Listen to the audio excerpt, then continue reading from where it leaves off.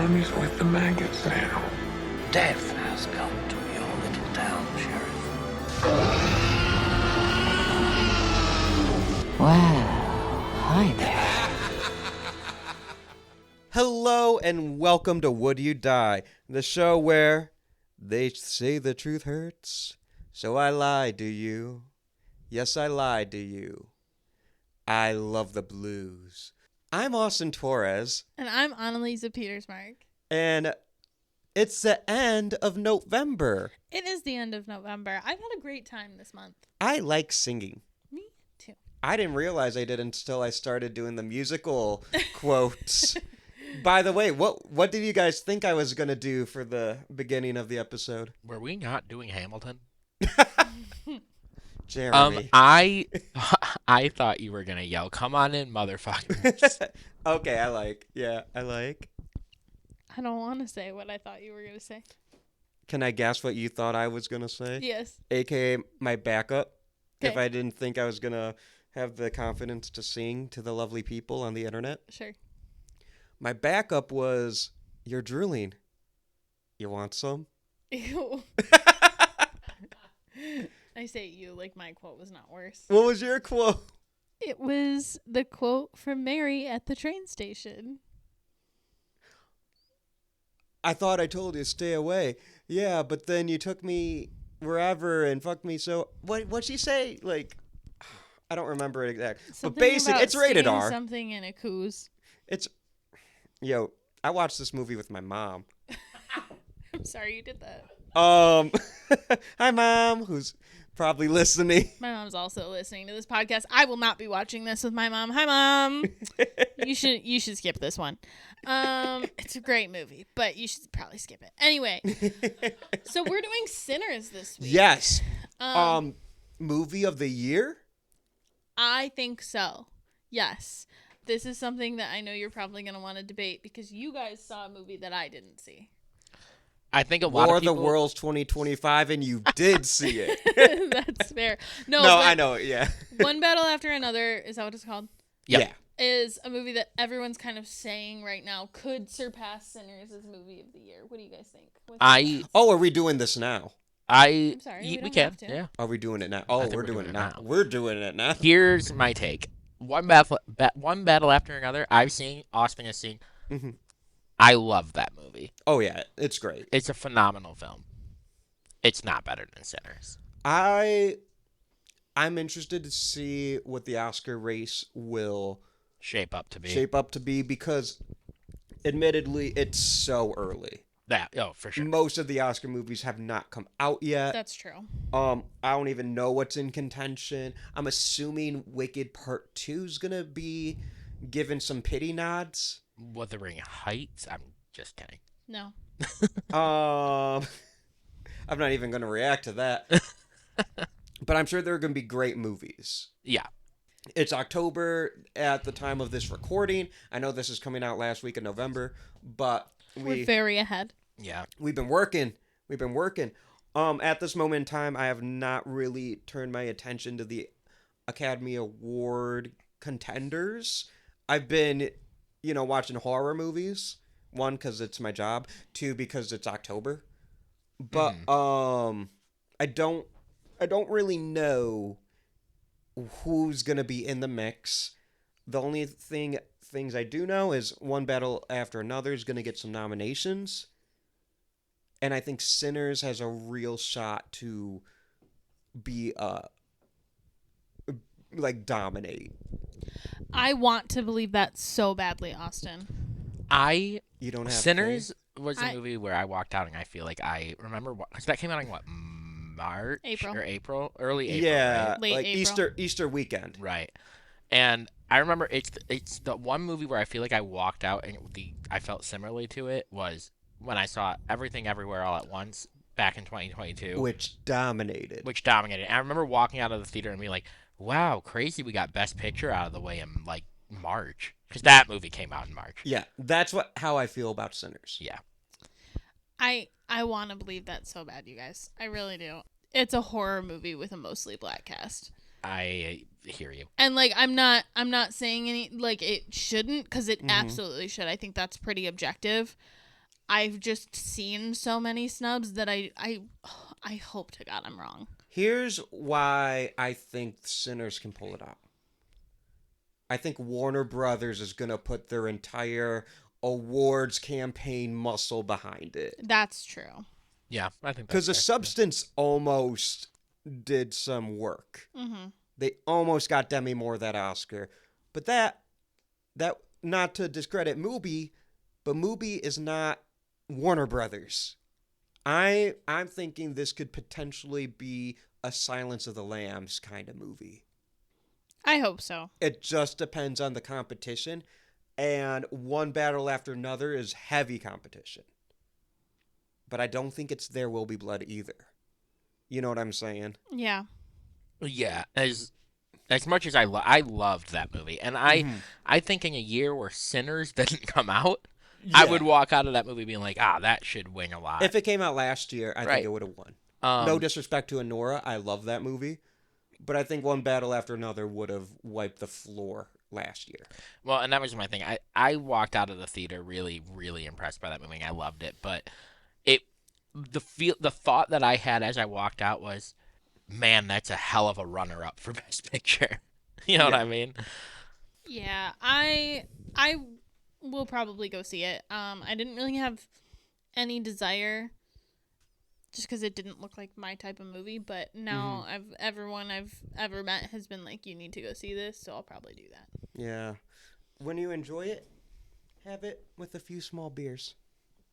You'll get it later. I'm sure I probably will. But the people listening who have seen it, they got it. Pulling the focus back to Sinners, our synopsis for this movie. Set in 1932 in the Mississippi Delta, Sinners follows twin brothers, both played by Michael B. Jordan, who return home after years away, intent on rebuilding their lives. But their dream of opening a juke joint soon collides with an ancient supernatural evil haunting the region. Directed, written, and produced by Ryan Coogler, the film blends Southern Gothic horror, period drama, vampire mythology, and musical elements in an ambitious genre mashup. I love it. I love this movie. I'm so excited about the fact that we're talking about this. What is your personal connection with the movie? So the movie came out this year. Mm-hmm. I went and saw it opening night because I was excited for it. I didn't know quite what it was going to be. I don't want to say I had doubts, but I wasn't like, I was excited to see it, but I wasn't, it wasn't my most anticipated movie of the year. Mm-hmm. Right? Because this is a year where we have a new Jurassic Park movie. We have a new Predator. We have a lot of franchises I'm into. Superman, which I guess I'm not into, but I like James Gunn. We have a lot of filmmakers I love who are putting out movies. With Sinners, I was excited for it. Mm-hmm. And I love Ryan. I think Ryan Coogler's fantastic. But I'm like, he hasn't done an original film since Fruitvale Station. And even then, that film's based off of a real life event and a real person. So this is the first time he's done a completely original and fictional film. All the other ones were based off of pre-existing IP. Mm-hmm. You know what? I'm going to go see it. I like Ryan Coogler. I want to support him. I see this opening night with my mom and our friend Tammy. And I remember one scene we'll get into later where I could feel myself levitating in my seat. And I was like, oh, this is a movie. Like this, it feels like a movie. Mm-hmm. No, I haven't said that in a long time. The opportunity presented itself. But no, this was a movie that I was like, oh, this is going to, it's like how I imagine people who watch Jaws for the first time felt, or watched the first Star Wars, or The Silence of the Lambs. Mm-hmm. Like, this is an all-time great, and I'm seeing it opening night. And I loved it so much that I went that Sunday, which happened to be Easter Sunday, and I was like, after hanging out with my family for Easter, I was like, peace, gonna go see Sinners, because that's what you do on Easter. Right. I love this movie so much. What is your personal connection with this film? So my personal connection with this film was, one thing that I really love about movies is that I often don't expect the movie that I'm going to think is the movie of the year. I'm not a big Oscar bait movie person. Sure. So a movie really has to kind of capture and intrigue me for me to want to go see it. Which I think is the case for everybody. But what I mean by that is that, like, I'm not just, like, going to go see a movie because everybody says it's good. And I don't mean that in, like, a hipster way. I just mean, like, it has to be something that is personally appealing to me. That's kind of, like, one battle after another I will see because it's been personally recommended to me. But I would never go see that movie just because everybody on social media is saying, like, hey, you have to go see it. You're really only seeing that movie because people want you to see it. Exactly. And it was that way with Sinners. I mean, it wasn't, because I was interested in seeing Sinners because I was like, horror movie, vampires, Michael B. Jordan, that's up my alley right there. Yeah. Like, that's enough. I have interest. Exactly.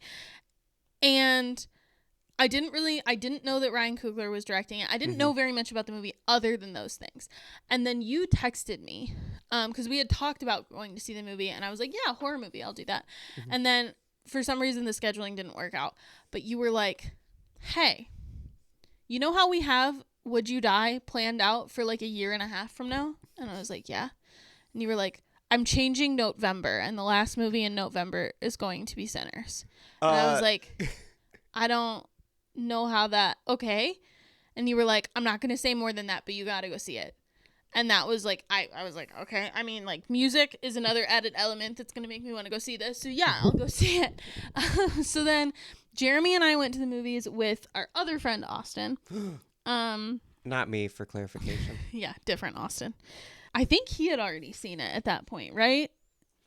I believe the order of events, I believe, was we saw it, just us. He saw it, just him. And then we were like, we can see it again. So we did see Maybe it we twice. did see it twice. Once with Austin. Not Okay. me. Not you. Not co-host of Would You Die podcast and award-winning filmmaker Austin Torres. No, just Other Austin. other Austin. Austin. We love you, buddy. I don't know if he listens to this.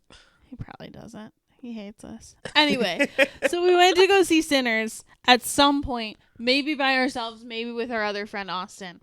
Doesn't matter. The point is that I like, that's one of those movies where I just walked out of the theater just in a daze. I hadn't really felt like that since I saw The Holdovers. Oh, what where a it's- movie. It's just a movie that you know is like objectively good enough that it's going to get like awards and accolades and people are going to love it, but also something that speaks to you so personally in a way that is really important. And God, I love it so much. And so, yeah, that was kind of my thoughts on that. I want to pull the curtain back on how we do the scheduling for Would You Die.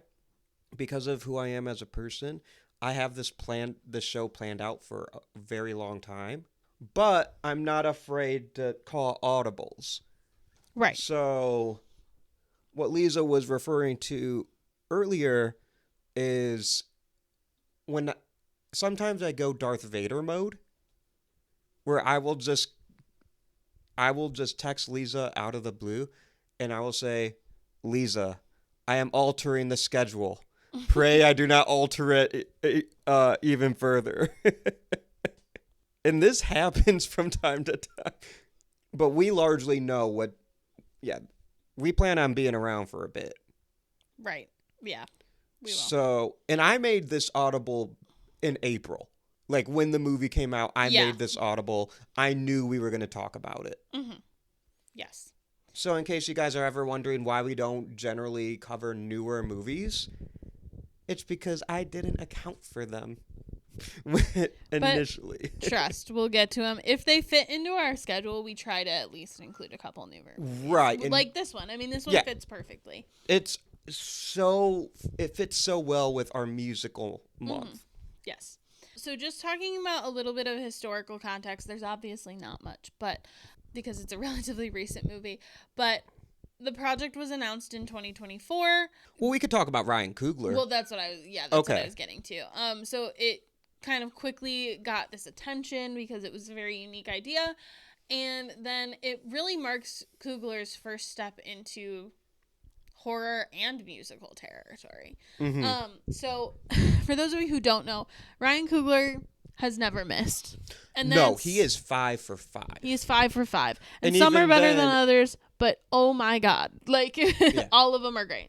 His worst movie, It's not his fault. it's not his fault. Because I would agree. And it's one of the better movies in the current Marvel era. I agree. Like post Endgame Marvel, I think Black Panther Wakanda Forever is one of the better ones. Yeah. And it's nowhere near as good as it could be because of the passing of Chadwick Boseman. I have a question. Yeah. Does Wakanda Forever, I haven't seen that since it came out like in theaters. Does that have Michael B. Jordan in it? He's not in that one. No, because he died. I think he's in flashback. Oh, okay. There's a surprise cameo. Right. Okay. Spoiler alert, alerts sorry. if you haven't seen Black Panther Wakanda Forever. Um, I'll tell you the scene real quick. I put the spoiler alert. We good. So, you had your warning. Don't be, whatever. Shuri takes a Black Panther flower, right. Yeah. and when you do that, you go to the ancestral plane and see one of your ancestors, and And she's expecting to see. she's expecting to see T'Challa, but she gets Killmonger instead. Yeah. And that was a really clever That was a good use scene. of that. And Ryan Coogler still, gets to collaborate with his number one guy. I was gonna say, because every single other movie that he's ever done has starred Michael B. Jordan. Yeah, not just like, has a little camp, like, No, because Reveal Station he is the stars lead. Michael B. Jordan. Yeah. Creed. He stars is Michael B. Creed. Jordan. Black Panther, the Lead main villain. Right. Black Panther, Wakanda Forever, cameo. Sinners, 2 leads. 2 leads. Wait, hey, Ryan B. Coogler. Ryan Coogler. Ryan B. Coogler. Ryan Coogler was like, you know what the audience need? Not 1 Michael B. Jordan. 2 Michael B. Jordans. Correct. Playing twins. Yes. Nah, we cousins. He's also, as like a writer and a producer, done a lot of other things. He did Creed 2 as a executive producer. Judas and the Black Messiah, he was a producer. That is a fantastic film. He was an uncredited writer and producer of Space Jam: A New Legacy. That miss is not his fault. That's not his fault. I agree. Also, cameo from Michael B. Jordan. True. The one good part of the movie that I'm assuming Ryan Coogler wrote. He's also executive produced Ironheart and Eyes of Wakanda, and he was a creative consultant on Marvel Zombies. Oh, that's cool. Plus, he's in talks to do X-Files, I heard that. which is fun because I love that. I heard that. So yeah, his collaboration with Ludwig Göransson, who he has collaborated with before, and we'll talk about before, but basically, though that collaboration is the only reason this movie works. Yes. This dude became a screenwriter because his football team made him take a creative writing class. That's fucking awesome. I didn't know that. He played college football at St. Mary's College of California. And football players were told they had to take a creative writing course.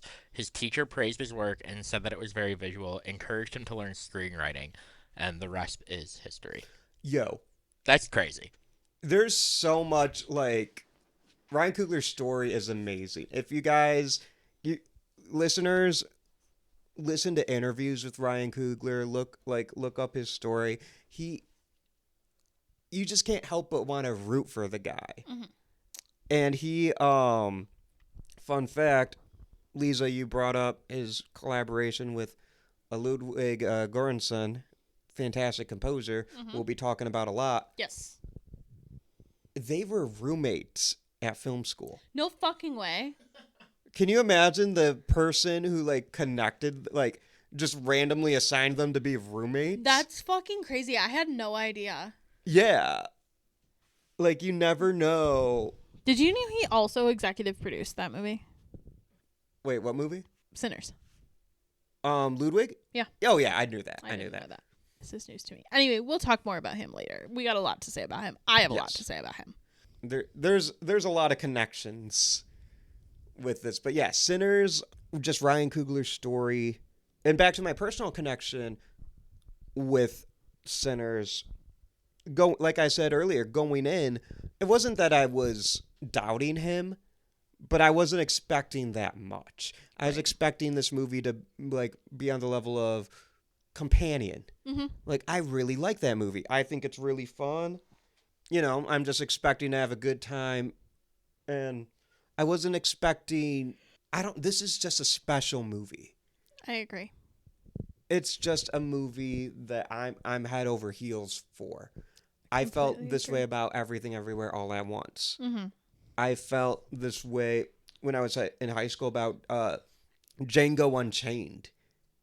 That movie really, really spoke to me. Mm-hmm. La La Land, really, Yeah. But no, this movie, I was in the theater, and I could tell I was watching movie history. And I went from, yeah, Ryan Coogler's cool, I like him, he doesn't miss, to, in 50 years, we will be talking about Ryan Coogler the same way we talk about Steven Spielberg and Alfred Hitchcock, John Ford, Tarantino, Scorsese. Ryan Coogler will be up there. Mm-hmm. Not even 50 years, 10 years. Yeah. I can't wait to see what else he does. We're going to be talking about Michael B. Jordan the same way we talk about De Niro and Pacino and Meryl Streep. Yeah. I wholeheartedly believe that. God, I think he's fantastic. And obviously Göransson is already on track to be, God, yeah. not to get too ahead of ourselves, 2 Oscars, a Star Wars, like... He's basically him. He if John Williams is the GOAT, Ludwig is him. Yeah. Fair.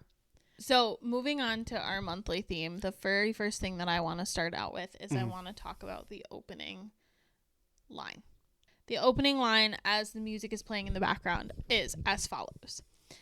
There are legends of people born with the gift of making music so true it can pierce the veil between life and death, conjuring spirits from the past and the future.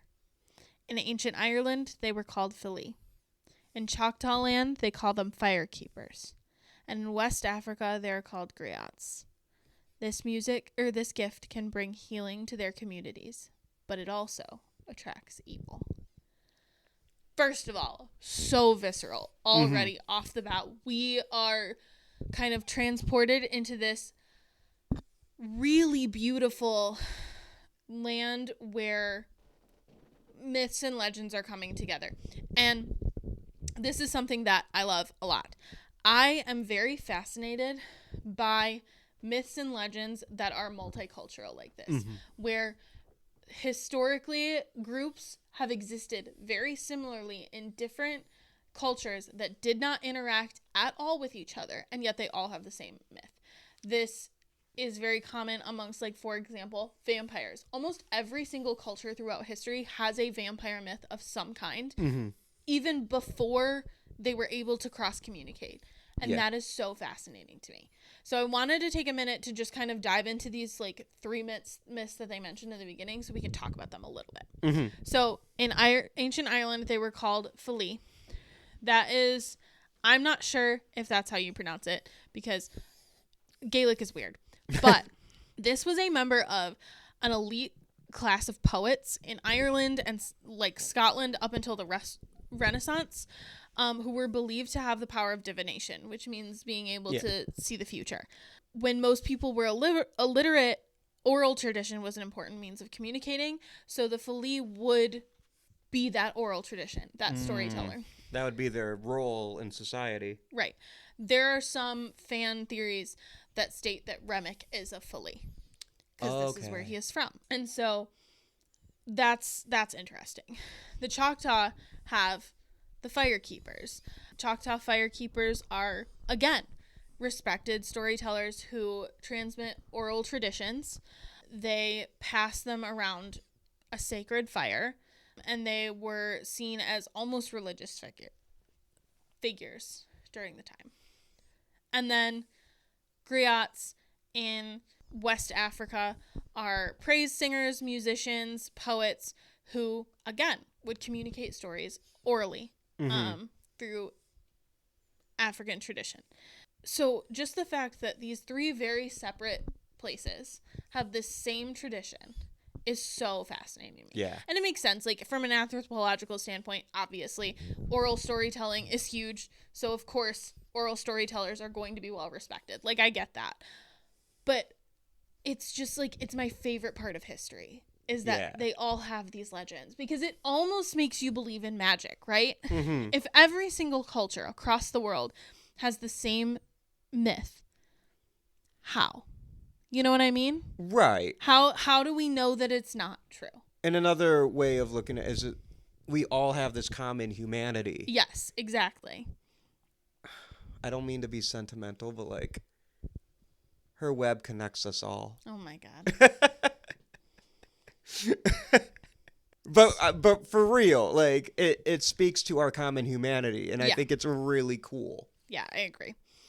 When looking at this movie, you might not be sure on the surface of how it fits in with our other movies because, you know, it's not the, like, campiness of Rocky Horror. It's not the satirical excess of Repo. Right. It's not a musical in the traditional sense. Right. The other Little Shop and Rocky Horror are traditional musicals. Yeah. I would say Repo's a modern opera. For sure. But very traditional musical in that it has people singing music as to move the plot along. That's not quite this movie, but I would say it's somewhere in between, like, a movie with a really good and purposeful soundtrack. Like, I'm thinking Baby Driver. Or Guardians of the Galaxy. Or Guardians of the Galaxy would be any James Gunn film would be a great thought. But it's between that and then, like, an outright Hamilton-style musical. This movie, to me, music is core to its very fiber. Yes. Without the music, it wouldn't make any sense. And while it itself is not a music goal in the traditional sense, it has musical numbers that are performances to the plot. Yeah, exactly. I would put this in the same family. So, here's this for a wild triple feature. Are you ready? I'm listening. Sinners. Okay. Coco. School of Rock. Okay. Music is core to all of these films. That's true. Yeah. History is core to all of these films. Passing down music. Yeah. And there are musical numbers that make me tear up because I'm so happy from them. Mm-hmm. Same. I think the Sinners Coco double feature would be such a banger. Yeah. If you want to make a triple feature, you got to add School of Rock. Yeah. Sinners treats musicality like a haunting. It is in every fiber of the story. And something that I found interesting this time through, because obviously when you're watching it for the first time, like, you're kind of just absorbing, right? You're not really doing a lot of, like, introspection. At least I'm not. And something that I really noticed this time through is how little the horror is in, like, the first half of the movie. Honestly, throughout the whole movie. I mean, yes. The horror is not the selling. The horror really is there just because it's a vampire story. Well, and, like, it's essential to the plot. Like, I don't want to make it sound like it's tacked on because it's not. It's a horror movie for sure. It's the point. You know what I mean? Like, that is the point. But I think that something that Ryan Coogler did very, very well, and the writers did very, very well. Did he also write the movie? Yeah. Yeah, okay. So then Ryan Coogler did very well was to make us understand the characters and the joy that they were feeling and experiencing and the freedom that they were enjoying and feeling and experiencing before introducing the horror elements. Because here's the thing, is we know it's coming, right? Like, Remick pretty early on in the movie comes in, turns the two KKK members into vampires. Like, that happens pretty early not very early, but pretty early in the movie. It happens like 40 minutes in. I know, but I'm saying, like, in the grand scheme of things. Sure. I don't know that 40 minutes is correct. It's a longer movie, but it moves so quickly. Maybe that's But there's true. a lot of but here's the thing. This movie would work if it wasn't a vampire movie. I don't know that it would. I think so. I think I could watch the Smokestack twins and their relationships with everyone. I think it would miss the point, though. Nah. Okay. I think it'd be a very good movie. I think it would miss the point. Right. Sure. But the point is that I was trying to make is that the horror, we know that's coming, right? Like, we obviously know, okay, that scene happens, we're gonna have to deal with that. But then we go on this journey with the Smokestack twins and with Sammy and, you know, all of those characters for like a good hour, almost hour and a half before it actually becomes a big deal. I mean, like, sure, they come out, they play, all that kind of stuff, but, like, again, the real horror doesn't really hit until, like, 45-ish maybe minutes from the end of the movie. Even longer than that, like an hour in, because from you gotta... the end of the movie. Oh, from the I'm sorry. Yeah. Yeah. So like an hour and a half definitely ish. Because like Remick, I don't think it's introduced till 40 minutes, like I said earlier, because that's when the sun's setting. Okay, I believe. And there's a lot of setup before. Yeah, you're right. A lot of that stuff is set up. And then I think I wasn't timing when I watched it just recently, but I think the I Lied to You musical, the showstopper, the levitating in my seat moment, I think that happens an hour in.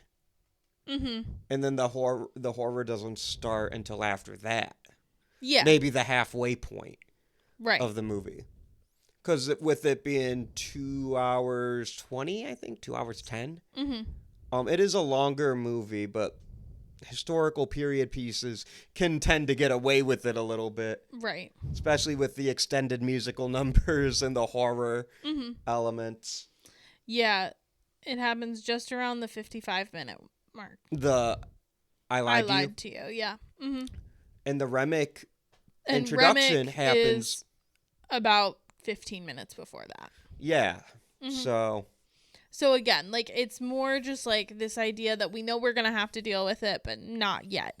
And it moves both simultaneously very quickly and also very slowly. You slow down with these characters, and I find that really fascinating. You see little moments with them. Right. I think other things that I wanted to point out about the movie is that, like, every song has dichotomy in it. It goes back and forth between, like, this, like, heavenly imagery of, like, salvation and also dipping into sin.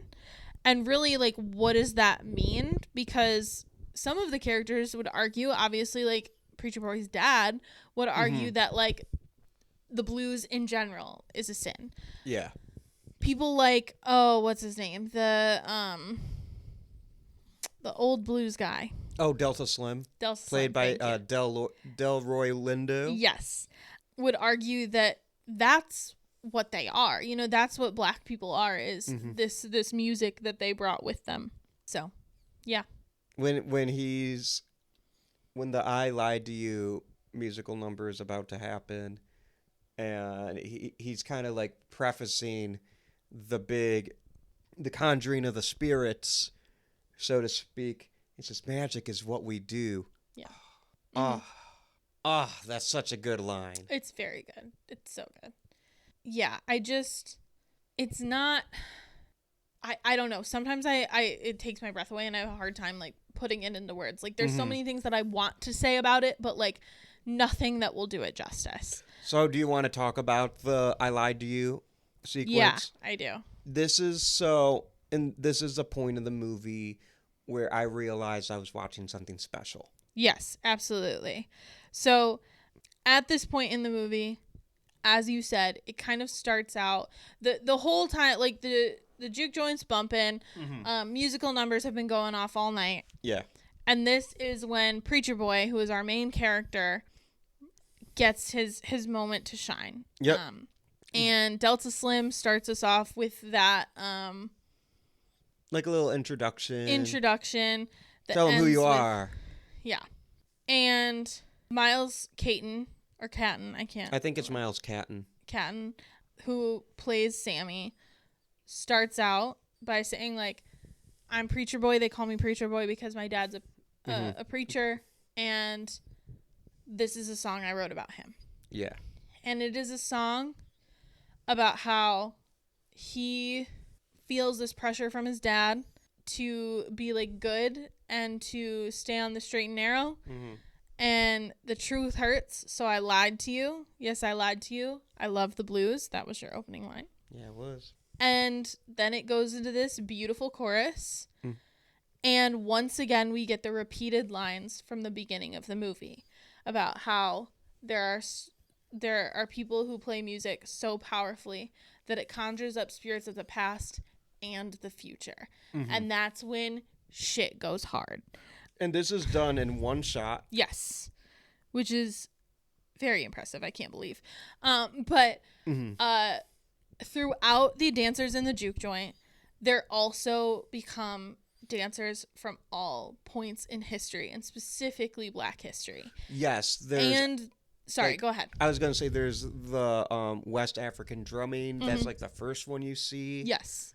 And then you see this kind of like 80s, I would say. Like Prince style. Yeah, electric figure. Guitar player with Jimi Hendrix. Yeah, I was going to say he had a flying V like Jimi Hendrix did. Yeah.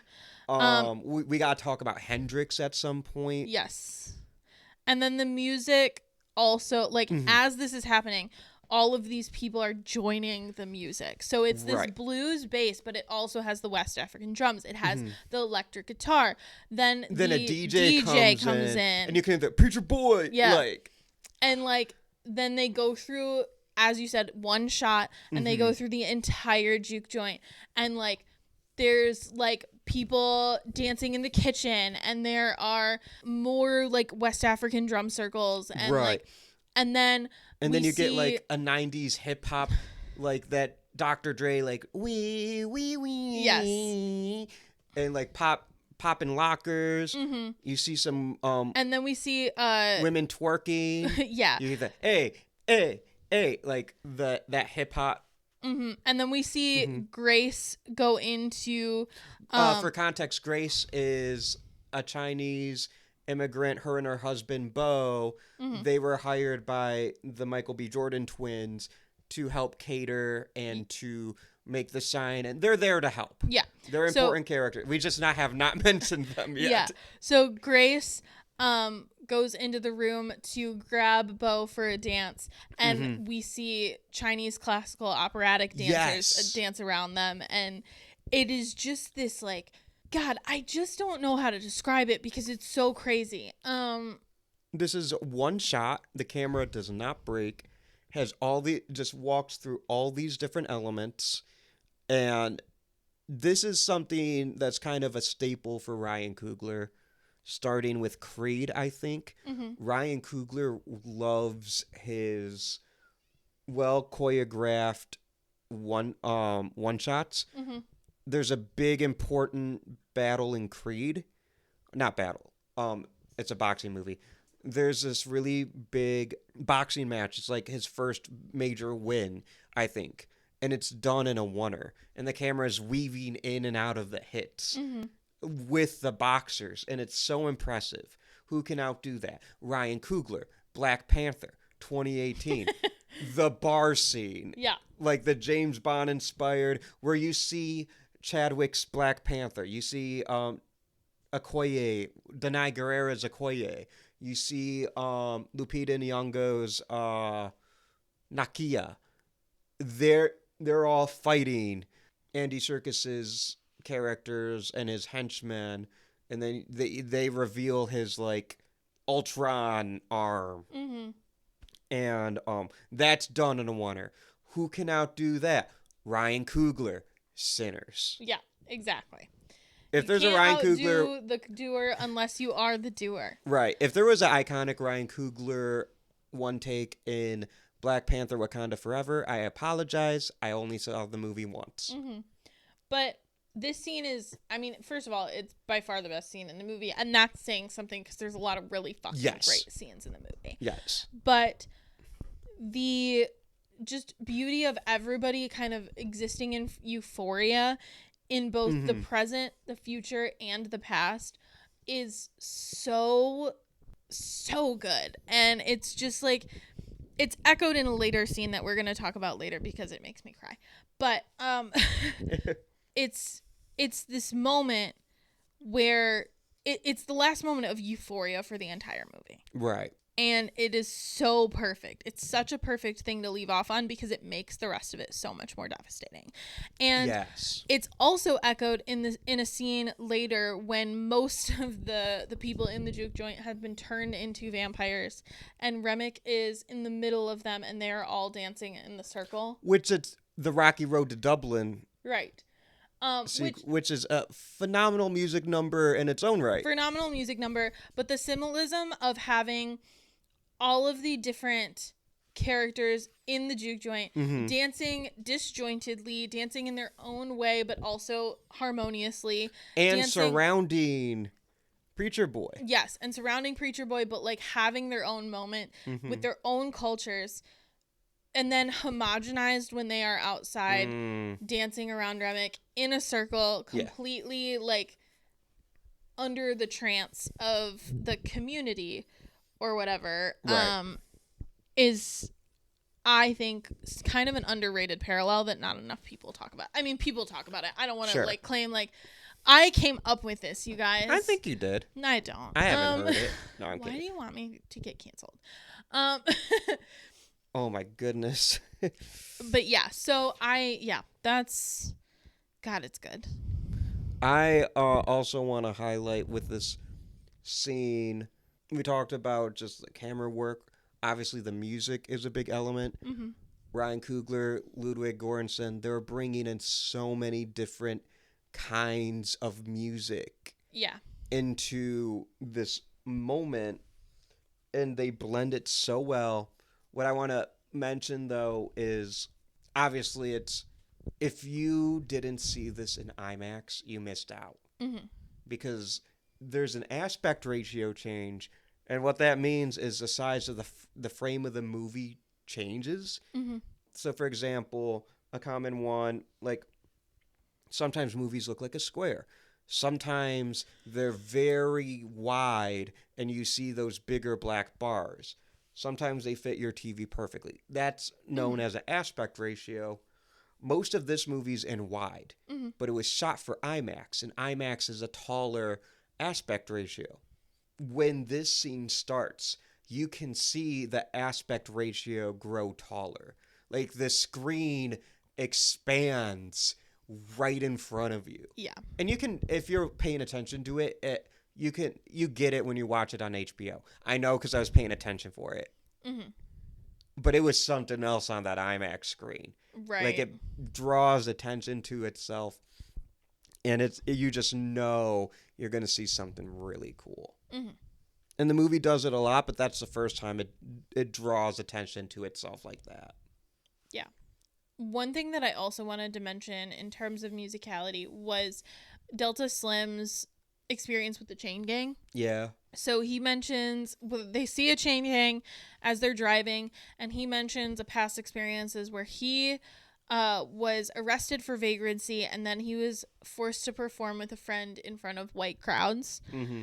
And it's obviously a really important part of the like Jim Crow in the American South was the fact that these chain gangs would be used as an alternative form of slavery, but also a really big testament to the idea that Black people were used for two things. They were used for labor and they were used for entertainment. Yeah. Which is partially why I've seen some discourse, and not a lot. Like, I don't want to point it out like, wow, everyone's so stupid about this movie again. But I saw some discourse when the movie came out about, well, why were, like, Smoke and Stack so insistent on keeping, and like the other characters insistent on like when white people came up to the door, they were immediately suspicious because it wasn't just the vampires; it was also like Mary before they realized it was Mary. Who is Haley Steinfeld's character? Yes. Crazy. We are like 50 minutes in, and we have not mentioned Right. movie star Haley Steinfeld. Mm-hmm. And part of this is because like the idea of the juke joint was not to provide entertainment for white people, like not in an exclusionary way, just in a like they were not there to be exploited. They were there to have a good time and to play the blues for their audience that they knew would enjoy it. Mm-hmm. So, and this is like Jim Crow, heavily segregated Mississippi. Mm-hmm. Like, this is a time where if a black man looks at a white woman the wrong way, they get lynched. Mm-hmm. If they say the wrong thing to the wrong white man, they get lynched. Which they mention in the movie, because Mary at one point is like, well, let me go check them out because they will have real money. Right. Because this is another subplot, which kind of just tells you how like complex this movie is. This is a layered movie. Subplots. But one of the subplots is they're not making a lot of money because a lot of people are paying with plantation money, which is not real. It is a Jim Crow thing. It's a script that would be given to black sharecroppers. And it would only work in the plantation-controlled commissary, which is what Bo and Grace run. Mm-hmm. They would inflate prices. It would be a whole thing. So then they wouldn't be able to escape poverty. They would have to go back to sharecropping, blah, blah, blah, blah. So at one point in the movie, Mary's like, well, they might have real money. So let me go check them out. Right. And he's like, even if they're like innocent enough, what happens when one of us looks at their woman the wrong way? Yeah. Or when one of us steps on their toes? Right. They'll use anything that they can to make this like a problem if it becomes something that they're uncomfortable with. And the same as the Delta Slim story that he tells. But let's go back to Grace and Bo for a second. Yeah, absolutely. Because if we're mentioning. This is a cool little detail that I caught this was my third time watching the film, which I think is pretty good considering it came out in April of this year.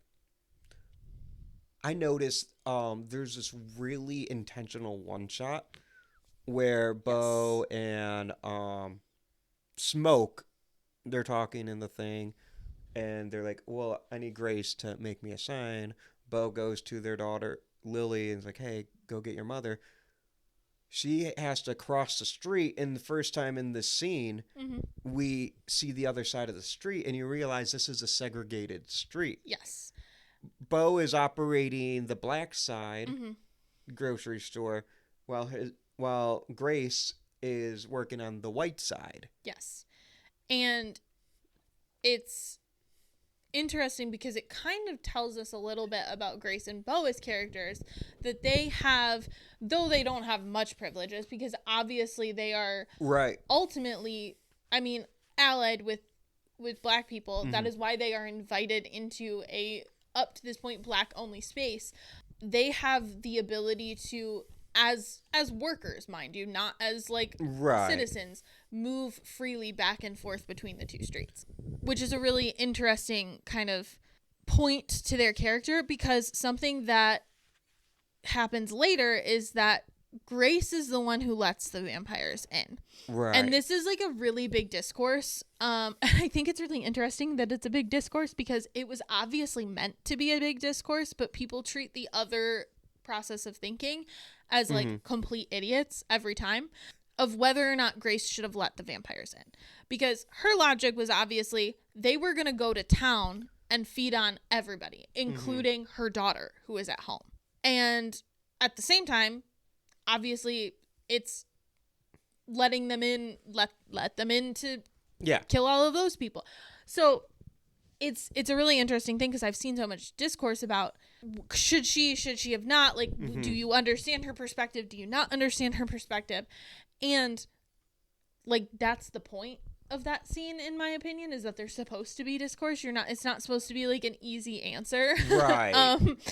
But it does kind of show that like there is a certain amount of othering of her and her family at that moment, right? Like you see at that point, like everyone else in that room is like, we are standing strong, we are standing stalwart. Right. At the end of the day, Grace decides to make the choice for her family and her people, like, which for her is just her daughter and her now deceased husband, and not for the people in that community, which, right or wrong, is just kind of shows that she is different. You know what I mean? Right. Like, so yeah, I find that scene to be really interesting because I think it not only, again, highlights what you were saying, where they have control over both sides of the street, but they also are not the same as the other people in the movie. So. Right. And at this point, we should talk about Remick and the Irish connection. Yeah. Not the French. The Irish. Mm-hmm. But, the French connection joke. Rest in peace, Gene Hackman. I get it. I think the fact that Remick is an Irish vampire. Yes. There's just so much to talk about, especially because the Irish community also had to deal with white bullshit. Mm-hmm. Just like the black community. I mean, yes. Irish need not apply. So this is kind of an interesting thing, is that Remick, at one point, when Sammy is reciting the Lord's Prayer, he joins in. And he says, "Long ago, the man who stole my father's land forced these words upon us. I hated those men, but the words still bring me comfort." Which means that either one of two things. Either he's talking way long time ago, millennia old, he's a pagan, and he was Christianized through, like, conquest, right? Mm-hmm. Or he could be talking about the Ireland, like, as a Catholic country, where he would learn the Lord's Prayer in Latin and then speak it in Gaelic. Mm-hmm. And then Protestants came over, took land, conquested, and stole and turned everybody Protestant. Either way, that doesn't really matter. That's not important. That's just a fun fact. Either reading works. Yeah, either reading works.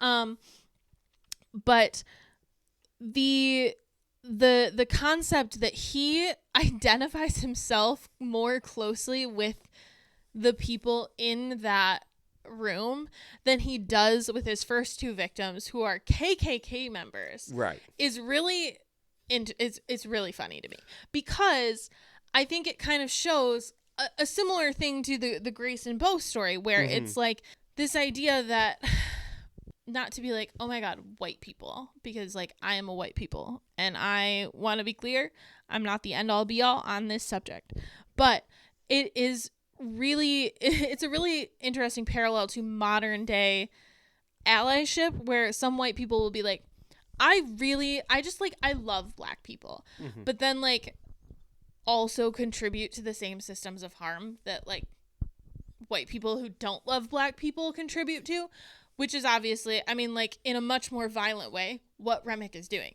He's like, I love you guys. I really identify with you. I want your gift. Like, you are so powerful and amazing and wonderful, and I would never be racist. I am going to kill you and everyone you love, but, you know.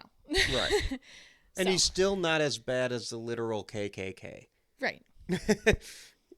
He's still not the worst guy in the movie. No. But I think it's interesting that Ryan Coogler chose to make the vampire Irish, because like it could have easily it would have been a worse movie, but it could have easily been a KKK vampire, and you still get a movie that says what it wants to say. Right. But because of the Irish experience being more similar to the black experience than it is like the white experience, right, because for a long time Irish people were not considered white, which is insane. Right. Because how do you get whiter? Well, now, yes. And this is where I talk about my favorite subject of conversation, which is the expanding definition of whiteness, which basically means that at one point being white was an exclusive club that you belonged to, right? Mm-hmm. And it was basically Anglo-Saxons and Germanic. Vikings, kind of sometimes, depending. But as quote-unquote minorities and people of color gained more power, Mm-hmm. the definition of being white would expand so that they became the majority again. So, for example, Irish people and Italians are probably the most well-known example of this. Nowadays, nobody would look at an Irish person or an Italian person or a Greek person and be like, that's not a white person, most likely. But less than 100 years ago, that was not the case. So that is the expanding definition of whiteness. yeah. We're seeing it now with like certain types of Middle Eastern people, not all Middle Eastern people, but a lot of fairer skinned Middle Eastern people are being kind of accepted as white people, which is interesting.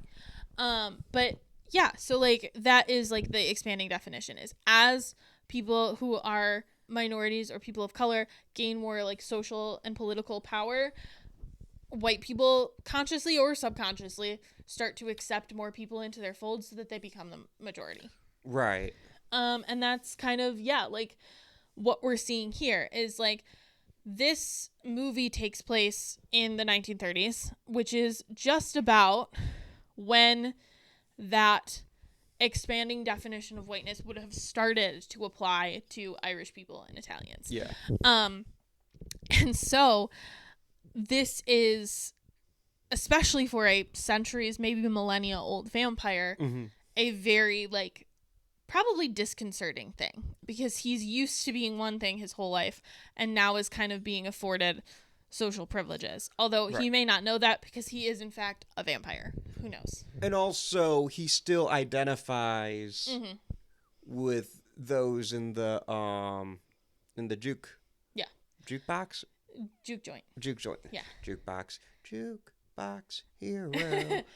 I think it's interesting that because here's the thing that what I love about Remick as a villain, because he's a vampire.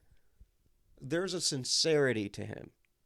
I think I don't think he's lying when he says he wants to bring everyone and create a new community. I think he's standing on business. Yes. Can we talk about how offended he gets when Smoke is like, "You clan?" Yeah. Sir. Yeah, I know. And I do think it's interesting that Smoke is the one who kind of snips him out. Yeah. Because the way that Smoke and Snack, the way that Smoke and Stack are dressed is very intentional. Yes. At one point, Mary talks to Stack and is like, Italian wine, Irish beer. You guys were playing both sides up in Chicago. And it's shown in their outfits. Yep. Stack was working for the... sorry, I want to make sure that I get... Stack was working for the Italian mafia. Smoke was working for the Irish mafia. And you can see that in the pageboy cap versus the wide-brimmed hat. Right. The way that they're dressed, it's very subtle, but it is, like, obvious to those who know. And so Smoke, having more experience with the Irish people, would be the one to be like, no, like, just because you think you're one of us doesn't mean you're actually one of us.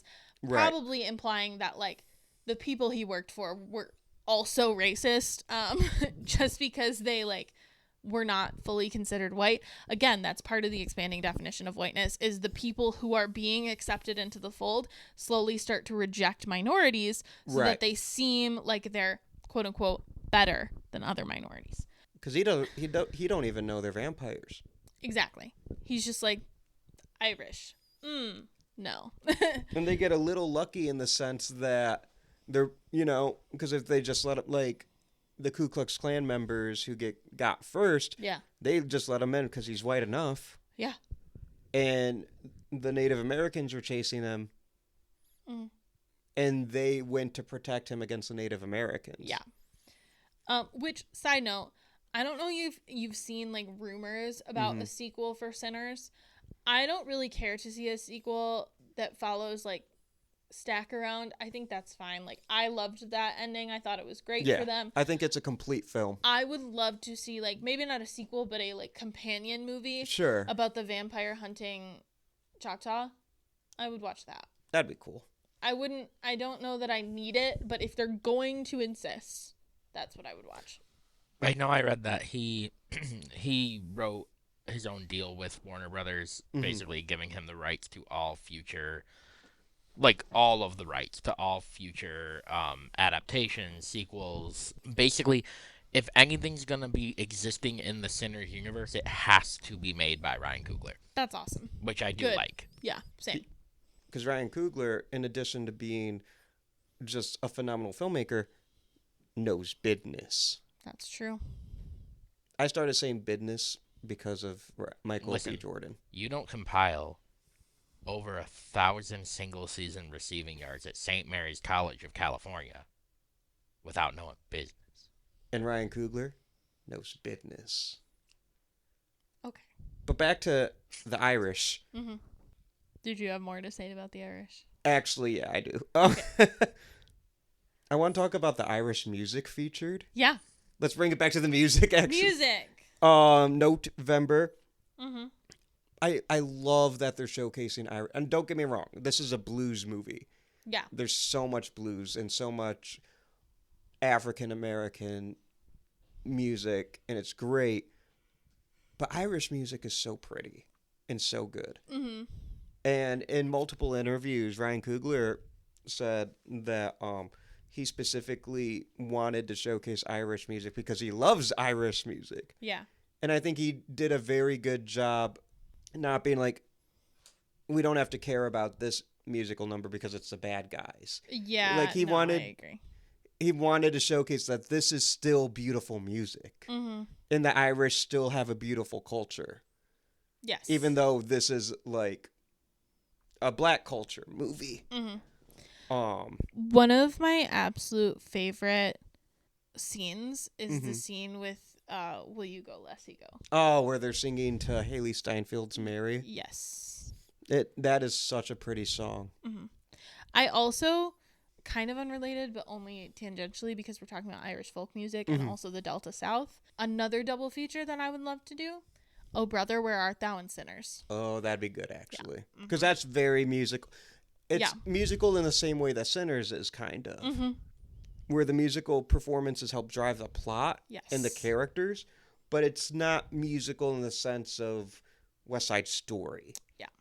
Or Little Shop of Horrors. Mhm. Little Shop of Sinners. Little Shop of Sinners. Oh my God. Okay. No, I love that song. I think it's a really pretty song. I love the Rocky Road to Dublin. Yeah. That one's good. And it's like, even though thematically it's like you can see the homogenization, Mhm. like you were saying earlier, fuck, I want to go dancing in that circle too. They're having so much fun. Yeah, totally.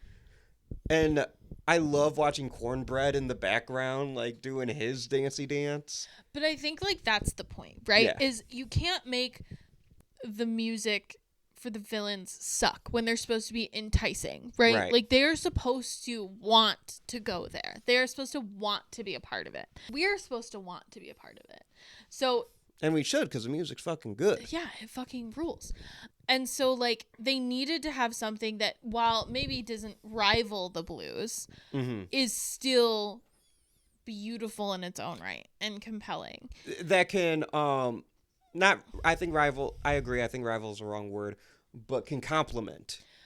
Something that I also think that is really interesting, Mm-hmm. is that, so they do Pick Poor Robin Clean as their first song. Right. And Pick Poor Robin Clean is a Black Butte blues song that they sing. And it doesn't sound like nearly as good as anything else that they do.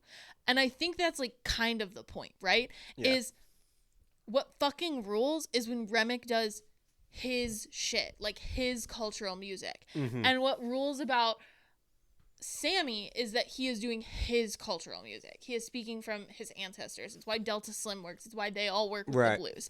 So I think that was really purposeful that they picked that song first to be like, this is fine. Like, they're talented. It's not like they sounded bad, but it's bland. Like, it's not as good. But they made it so clear so soon after that with the scene with Mary that, like, they're not bland just because, like, oh, they're bland white people. Like, that was not the thing. It's that they weren't playing their cultural music. Mm-hmm. And I think that, like, that is a really important point because the easy route in, like, 2025, I think, is that you could just go, like, white people are boring. But that wouldn't really have made sense for the fact that, again, people want to join Remick. Right. So he's very compelling. I think it's a more compelling, like, statement to make. Right. And I do want to just point out, Stack was loving that cover. That's true. He was enjoying it. He was having a good time. I love Stack so much. Me too. I love him. Can we talk about Michael B. Jordan for a second? Yeah. Again. Yeah. I think he's so good in this movie. He is so good. He is good, yeah. He's very good. Well, it's like there are moments where I forget that Smoke and Stack are being played by the same guy. I know, all the time. The mannerisms. The physicality. Mwah. Like, might be me being crazy, but I feel like Smoke's bigger than Stack. Yeah. The even just the way that they act with their respective romantic partners, I find really interesting. Like, the way that he plays the tragedy as Smoke of, like, being very logic driven, but, like, missing his wife. I actually don't know if they were married. I can't remember.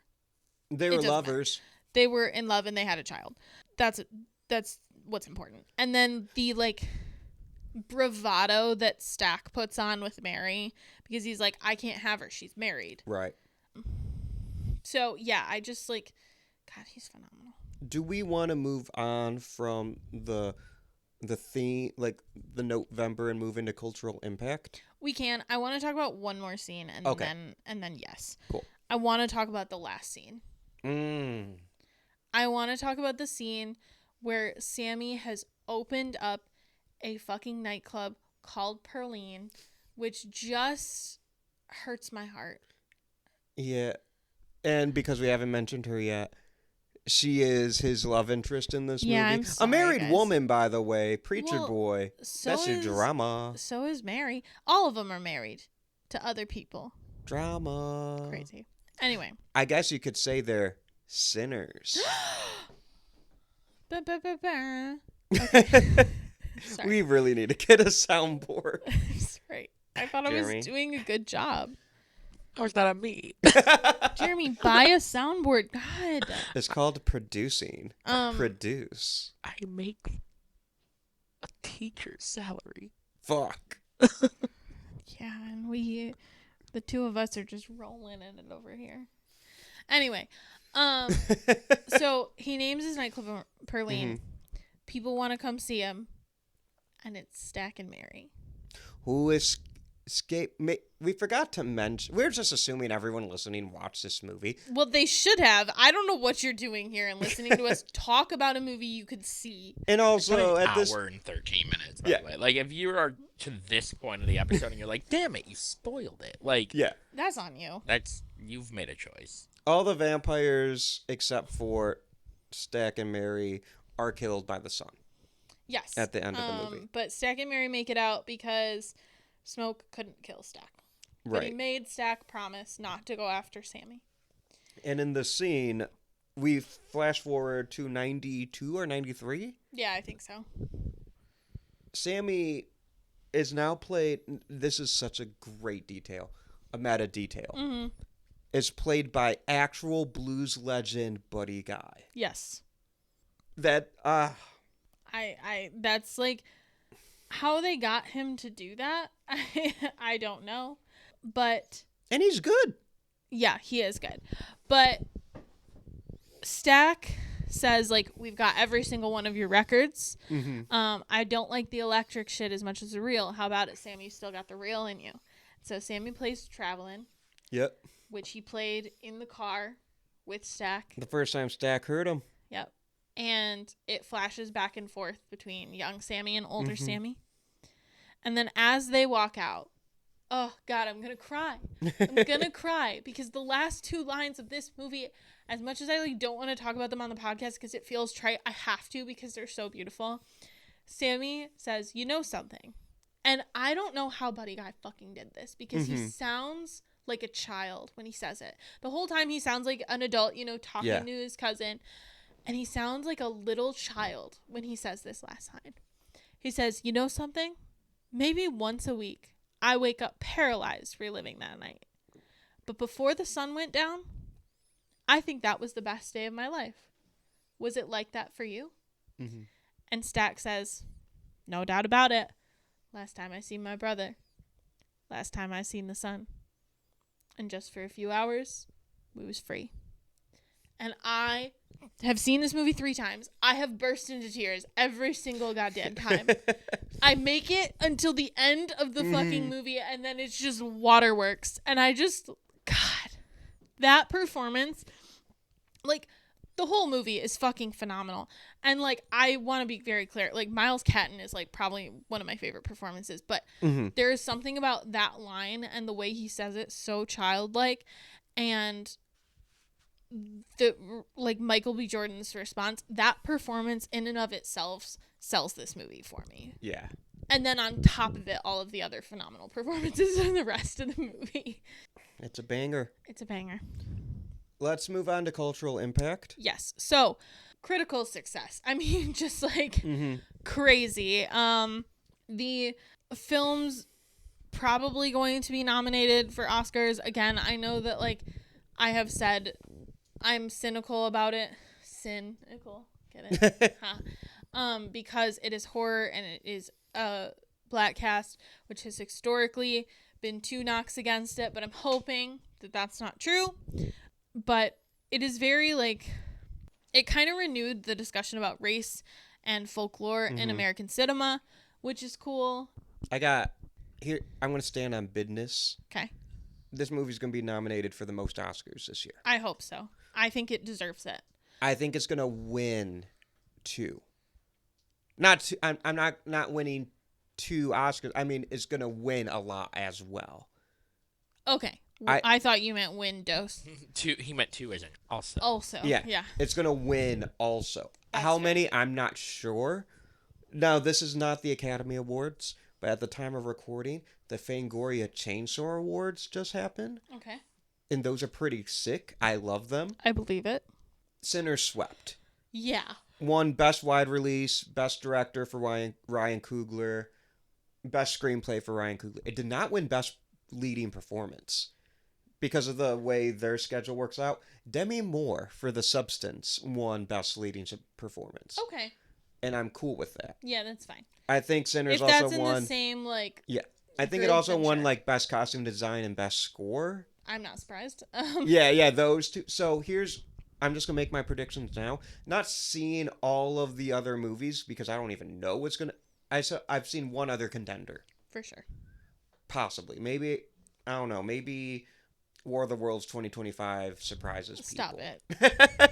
It's not a funny joke. It's a bad movie.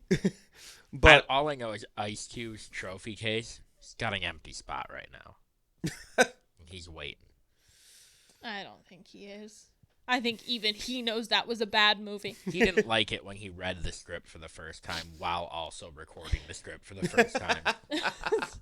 Fair. so... I think that this is a really innovative way to blend music and horror. We've seen musical horror. That's what this whole month is. Right. This is new. This is something Yeah. new. There's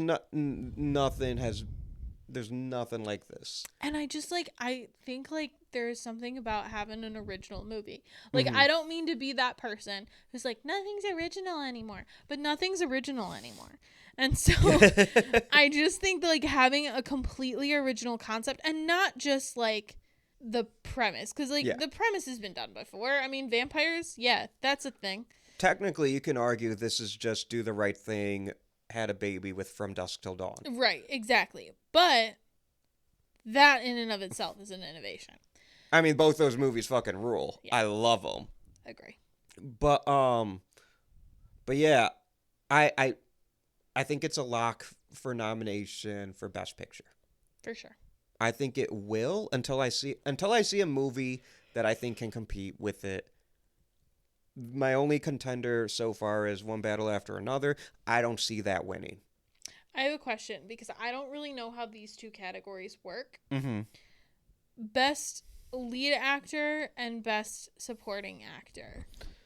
Is Sammy considered a supporting actor even though he is technically the protagonist of the story, or would it be vice versa and it would be Michael B. Jordan? And It depends on how the studio wants to play it. okay, I was Michael gonna B. say Jordan wins both. well, and I was gonna say, Right. and also, would Michael B. Jordan be nominated as Smoke and Stack, or would he have to choose? I think one? he'd be nominated as Smoke and Stack. Okay. He will be nominated for lead. That Fair. I do know. He is going to be There's Well, He will yeah, be Leo's going to be I agree. nominated. He's going to be nominated. I'm Dwayne not The Rock saying, like- Johnson has a chance with the Smashing That's Machine. true. I'm not saying like Oh, Miles yeah. Catton Forgot about will get nominated, but if he does, is it possible that they could be nominated in the same category? It happened. It happens, right? It happens happened, like- with lead. I'm not sure, but supporting it happens all the time. That's fair. Didn't it happen with Margaret Qualley and Demi Moore, or no? No, I don't think Margaret Qualley got a nomination. But for Everything Everywhere All at Once, Jamie Lee Curtis Right. and I forget the actress's name, but the one who played the daughter. The one who deserved it? Sorry. I agree, and I love Jamie Lee Curtis. Oh, God, yeah. But that was a career win. Yeah. Mm-hmm. It just happened to be part of the best movie that year. So Yeah. but no, actors from the same movie have been nominated before, and you see in like original score, John Williams has lost to himself multiple times. Most famously, Close Encounters being beat by Star Wars. Yeah. And like, Okay. yeah, but Best Picture lock. For sure. Ryan Coogler, Best Director lock. Best Screenplay, Best Original Screenplay lock. Do you think Best Adapted will go to the other one? The one that everybody liked? That you guys just saw? From One One Battle Battle, After After Another. Yeah, because that was based off a book. That's going to get a nomination. Cool. For sure. I'm pretty sure that film will also be nominated. But I'm more confident in Sinners than I am with One Battle After Another. One, because I think Sinners has been around a bit longer, so it has all that hype. They're putting it, at the time of recording, they're putting it out in theaters the first weekend of November. I think that's going to be the start of the Sinners Oscar push. Okay. I think Warner Brothers is going to... Yeah. Because I saw Warner Brothers is also going to put Weapons into consideration. I think Sinners is their big one. Yeah. big one. Because it's not... I know what you're saying about it being horror. But it's not like...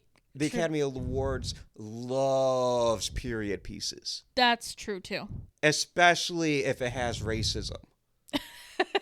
I know you're being serious, but that is just like a funny way to phrase it. Yeah, that maybe I shouldn't have said it, but like 12 Years a Slave, No, which yeah. is a phenomenal film But yeah. and deserving. But it's like it has a little bit of that. Mm-hmm. It's also a musical. Yeah. And, you know, Moonlight beat La La Land. True. What if the two were put together? You make a compelling point. And then also throw a little From Dusk Till Dawn in there. Yeah. But I think, you know, like the technical cinematography, I see Sinners in that. Mm-hmm. Editing, I definitely see Sinners in contention for editing, in contention for Costuming. costume, production design. I struggle to see Sinners being nominated for getting less than 8 or 9 nominations. Cool. And then, you know, it's going to be nominated. It's probably going to win score. I might, if I had money to bet. If I had it. I would bet Ludwig gets his 3rd Oscar. Fair. I don't even need to hear any of the other scores. Now, song, I'm not so sure it's going to win song. Here's my prediction. I think Sinners gets nominated for 2 songs. I think I Lied to You gets nominated. And I think Last Time I Seen the Sun gets nominated. Agree. And there's a chance that they cancel each other out and Golden from K-Pop Demon Hunters wins Best Song. Which is the correct answer, sorry. I Lied to You should win. I'm kidding. But also... But Golden fucks. That's a good... I haven't seen K-Pop Demon Hunters. Which you should. I'm beefing with Netflix. I understand, but you should watch it. I bop to that song. Yeah. I have it on my playlist. I think it's a really good song. But yeah, I could see that as a very real scenario where Sinners gets nominated for more than one song and thus loses to K-Pop Demon Hunters. Fair. Or, it could just have one song nominated and still lose to K-Pop Demon Hunters. I'm not trying to throw shade at any genre or any movie or anything. It feels like you were about to throw shade at I just love the idea of telling the founders of the Academy that, like, hey, one day there's going to be a movie and it's going to win an Oscar for Best Song. And that movie is going to be called K-Pop Demon Hunters. None of those words are in the Bible. Actually, Demon is literally... Demon probably is. K-Pop... maybe not. Hunters? Probably not. Hey, listen. K-Pop Demon Hunters is a good fucking movie. I believe it. Anyway. But is a Sinners good? I didn't say that. I said it was a good movie. Did I say it was Sinners good? K-Pop Demon Hunters is a Ryan phenomenal Coogler's film. live-action K-Pop Demon Hunters is going to go so hard in 10 years. Yeah. I mean, I would like to see more of the films before I start predicting wins. Fair. All I know is Sinners is going to be hella nominated. Fair. It might be an Oppenheimer. Okay. But it could be like The Irishman or like Killers of the Flower Moon. Phenomenal movies. Get a shit ton of nominations, don't win a thing. Yeah. Steven Spielberg's West Side Story, I think 10 nominations, 1 win. That was crazy. But I think Sinners is so It's very universally beloved right now, which... It could be also- Everything Everywhere All at Once. I was going to say, like, while I fully understand Annaliese's point of it's a horror movie and it's a mostly black cast. These are well-taken points, and they are valid arguments to say, like, hey, this is why I'm wary. Totally understand. I also think in 2025, the Academy knows the criticisms. That's Right. fair, too. They might not want the backlash. Especially because, like, we've already had Oscars So White. We've already had, like, a lot of, like, very public campaigns for it. You're right. That's fair. I'm And more this is just such like, a golden opportunity for them. yeah, to be like, this is an easy one. And I do think ratings get involved a little bit, Yeah. at least for nominations. Mm-hmm. I mean, it helps that the movie is worthy regardless. Well, it's obviously helpful because, like, I mean, we've seen people, at least with, like, the Recording Academy when it comes to Grammys, be like, oh, I've only listened to about half of these. You know what I mean? Right. Like, that happens all the time where people will be like, I voted for the one I'd seen. Well, people So, seen this. People seen it. And I think Warner Brothers is putting... It looks like they're really about to put all their might into it. Cool. So that's why it really... I think it should be a front runner. Nice. But, I mean, there's still a lot of movies to see. Yep. So... Are we ready for our superlatives? Yes! Yay! No, we're not. I lied to you. Oh my god. I've been sitting on that for like 30 minutes. Hey, guess what? I lied to you again. I am ready. Okay. I just had to make that joke. Who would you save? I would save Stack. Okay. The look. Lisa just looketh me. It's because that's what I said. Well, because, like, here's the thing. Is, like, I don't want to save like the people who actually die, right? Because they get peace, you know? Right, exactly. Like, I'm not gonna save Smoke.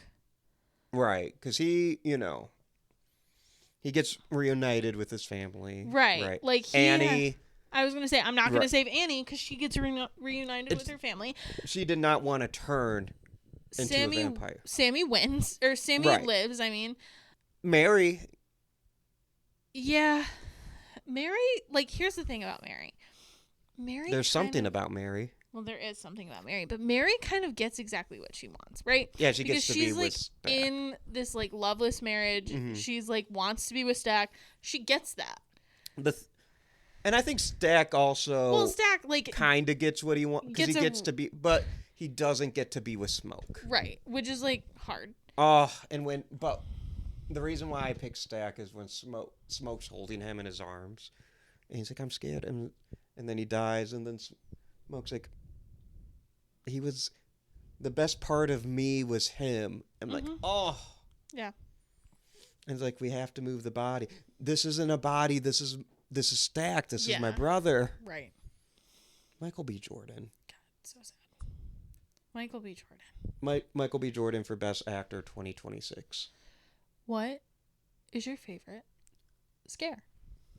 I guess this isn't like a scare. This is my favorite horror element. Because this movie is light on quote unquote scares. Yeah. But my favorite horror element is when Remick starts to go full vampire. Yeah. Near the end, and that makeup is so gnarly. And yeah. When he like scratches Sammy's face. Oh my god. Yeah, and he's almost going like a little Nosferatu-ish. Yeah. Like Ryan Coogler's like, okay, we need some monster vampire. And then I love the vampires like glowing eyes. You know. How about you? What's your favorite scare? My favorite scare is when they are going around in the circle. Oh, the Rocky Road to Dublin. Like the Rocky Road to Dublin scene. Yeah. And then at the very end when they're all like about to go vampire. Yeah. That's cool. That was a cool effect. Also, honorable mention. Just like disconcerting. Honorable mention when Mary's trying to walk away after they do the Will You Lassie Go. And Remick, like, vampire jumps in the air, cut into Pearline singing Pale Pale Moon, and that scream. Yep. Ooh, that's a good one. That is technique. That is good editing. That is best editing worthy editing. Agree. All right, Tony Todd Award for movie MVP. Can I give 3? No, because then you're not going to leave any for me. Can you go first? Most valuable player. All right, I'll go first, and then you get my leftovers. Okay. Mine is Miles Catton. I'm like, did you have 3 that weren't Miles Catton? Wow, crazy. Okay, I understand. We're gonna give it to everybody. No, I'm kidding. Go. Like, I understand the Michael B. Jordan of it all. Like, I hear you, but like, Miles just such a good job. Especially, yes, he does. This was his first acting role. Which is insane. Like, that's insane to me. How is this your first, like... Yeah. What a find. Yeah, because he was, like, a singer. Yeah. I mean, that's, like, his thing. He's going to win an Oscar and be like, man, this is easy. This is crazy. You just win Oscars. That's how acting works. Yeah, and, like, he toured with her, and toward the end of the tour... Her told him, hey, you should audition for this film role. It's billed as a young kid playing the guitar, which he did not play at the time. He did not play guitar. He got it. He has previously, before this, been in a short film and performed in a school play. And yeah, then he learned how to play guitar and he did that. You're in the #1 movie? What, like It's Hard? Yeah, right. Exactly. And like... It's not like it's not a noticeably weak performance. In fact, I think it's a particularly strong performance. You're giving it the MVP. I am. The Tony Todd Award for MVP. Correct. All right, you can go ahead with your 3 MVPs. Listen, I am a student of Dan Campbell. I'll give as many game balls as I want. That's fair. But side tangent before I give my awards, because you reminded me, I forgot to make a point during our Sinners sweeping the Oscars discussion. I don't know where Miles Catton will fall, but I can see a scenario where both Delroy Lindo and Jack O'Connell are nominated for supporting. Okay, yeah, that's fair. And there's Miles Catton can get in somewhere. Fair.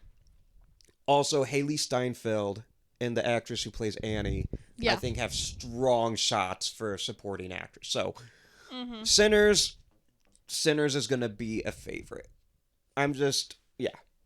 But my 3 awards, I kind of mentioned this earlier. It's Michael B. Jordan. I have of to. course.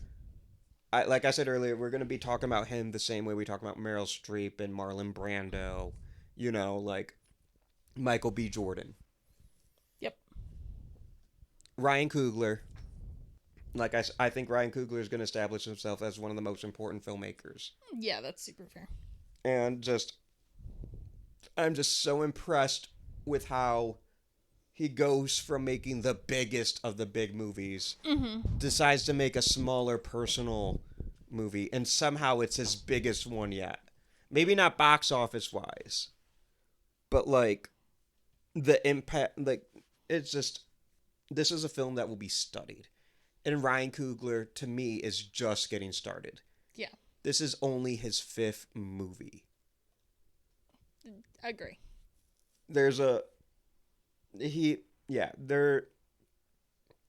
Decades from now, he will be in the same breath as Spielberg. Mm-hmm. I truly believe that. And not that it's the end all be all. He is literally not going lower than like 85% of on Rotten Tomatoes, which is kind of crazy for somebody who's made 5 movies. Right. Yeah. And all of them like known movies. Right. Mm-hmm. Yeah. And then my next Tony Todd MVP award winner, we don't have to talk too much about because we're going to. It's Ludwig Göransson. Yes. Göransson. Which leads me to my next question. Is the score better than Jaws? Here's the thing. The soundtrack is. But also yes. I was gonna say yes. I get that that's maybe a little premature.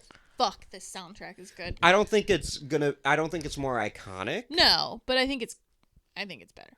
I think it could make the argument musically, but it's just hard because they're just different musically and they're performing different functions. Fair. The reason why I'm giving Sinners the extremely paper-thin edge over Jaws is because, to me,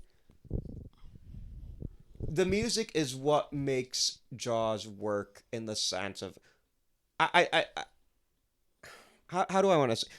The Jaws score elevates the film. The Sinners score is the soul of the film. Yeah, of Sinners. I completely agree. If that makes sense. Yes. Yeah, I get that. So, let's talk Ludwig Göransson for a second. Mm-hmm. He got his start in TV. Do you know what he started with? Community, where he met a big collaborator of his, Donald Glover, a.k.a. Childish Gambino. Yes. Ludwig Göransson produced a lot of Childish Gambino's earlier. I think he, like, you could see him in the video for Bonfire. Yeah, you can. Mm-hmm. Yeah, he did Childish Gambino. I forgot about that. Mm-hmm. Yeah, he did Camp, Because the Internet, Awaken My Love, and 3:15:20. So I think he did Redbone. Yeah. Which is Childish Gambino's Album best? of the Year and Not Record best of one, the but Year most for famous Redbone. song? Okay. Yeah. He also did Haim's debut EP, which is a band that I enjoy. He also did This Is America, which... That might be his most famous. Oh, yeah, that is. Yeah. Which, if you think about the production design of This Is America and compare that to the production design of Sinners, that makes sense. Yep. It definitely does, Yeah. So, in television, after Community, he also did New Girl. Oh. He did Hassan Minhaj's stuff. He did Homecoming King and Patriot Act. And he also has done The Mandalorian and The Book of Boba Fett. Yeah, like, he did Star Wars. Yes. Has he won an Emmy? Because you just said he won a Grammy, right? That's a great question. Yes, he's won a Grammy. like 8 Grammys. He's won 2 Oscars. If he's won an Emmy, all he needs is a Tony. All he needs is the Tony for the EGOT. He has won 2 Emmys awards. So he's an ego. He is an He ego. has an ego. And he rightfully has a so. Golden Globe. So he's an EGOG. EGOG. Yes. He could be a TGOT. Wait. No. A he still GIGOT? doesn't have the T. A GIGOT? Gigot. A GIGOT. Yeah. He's a gigo right Somebody get that man to Broadway. now. Okay. I wouldn't be surprised. No. So he has done a lot of films. Mm-hmm. Fruitvale Station was one of his first. With it wasn't Ryan his Coogler. First. Yes, but it was one of them. He has done all of Ryan Coogler's films. So he did Creed, he did Black Panther, he did Wakanda Forever, and he did Sinners. And Black Panther was his first Academy Award win. Yes. Which is well deserved. Black Panther. I don't think I've said this on the pod because why would I? Black Panther is a top 3 superhero score. Yeah, I would agree. He's also genre hopped quite a lot. He did We're the Millers. That's a good movie. He also did Venom. In terms of more superhero movies, he did Tenet and Oppenheimer. Want to hear a funny story about Oppenheimer being his second Oscar win? Want to hear a funny story about Tenet? Yeah. I'm not a Hans Zimmer hater by any means, but I have my criticisms of him. Yeah. We've I'm talked about it. watching Tenet, and the whole time, I'm like, oh, Hans Zimmer's back. This score is so good. This might be my favorite Hans Zimmer score since, like, Interstellar or Inception. The credits roll. I'm like, it's not even Hans Zimmer. It's not even Hans Zimmer. So yeah, that was his first collaboration with Christopher Nolan, and then he did Oppenheimer.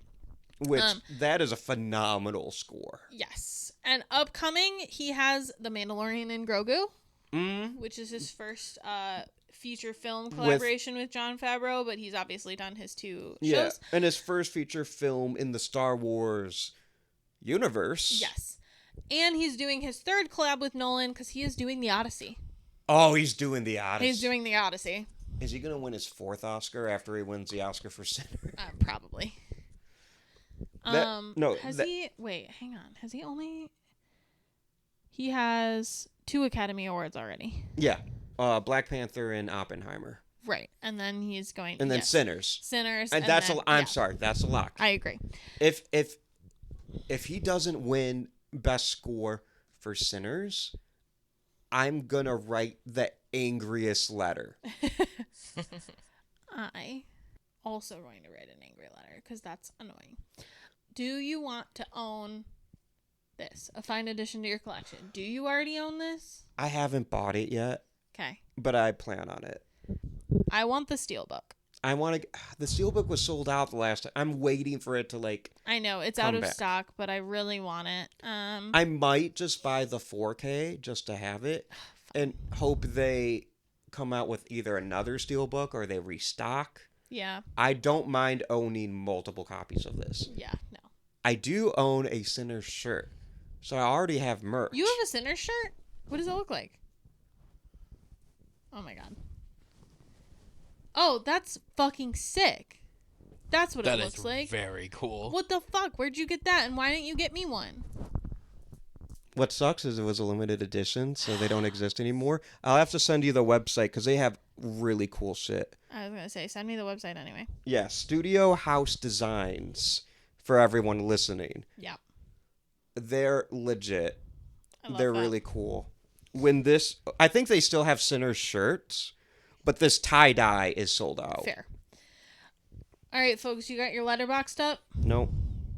Wait a second. I can go because I did not, just full disclosure, I didn't have a chance to watch this with Anneliese before recording the podcast. I've seen this movie 4 times, twice in theaters, but I did not have a chance to do it. And the last time that I watched this movie in its entirety was pre my Letterboxd era.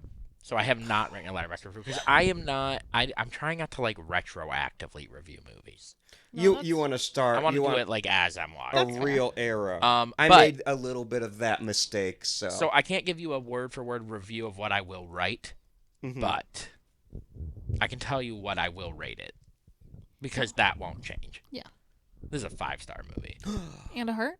and a heart. A little low, but I dig it. It's a 5-star movie and a heart. I mean this genuinely, and I don't think I'm like the harshest critic because like I don't claim to know the minutiae of film the way obviously like you do, Austin, right? But I have a very hard time finding literally anything I don't like about this movie. So I like movies. I like movies. I like trains. so 5 stars in the heart. I'll catch you with something witty next time I watch it. Hold you to it. I'm not going to tell you what my original review was because it's so much, like, it's so inappropriate that I don't even want to read it out loud. But you can follow me on Letterboxd and find it. But I rated this 5 stars and a heart both times. And for my most recent rewatch, I said, if you wondered if this is still the film of the year, it is. I love it.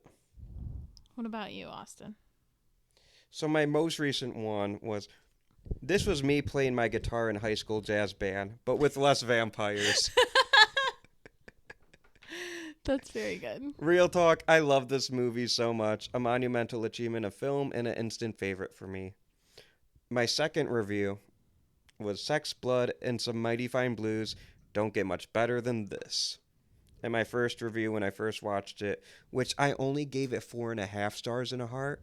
The other 2 reviews were 5 stars because I quickly learned the error of my ways. Yeah. But my very first review was, I'm a simple man. You give me vampires and you give me some blues guitar and I'm going to love your movie. Might be my favorite vampire film since From Dusk Till Dawn. Beautiful. I can confirm it is my favorite. No, it's not my favorite vampire movie from Till Dusk Till... It's... Fuck. Words are hard.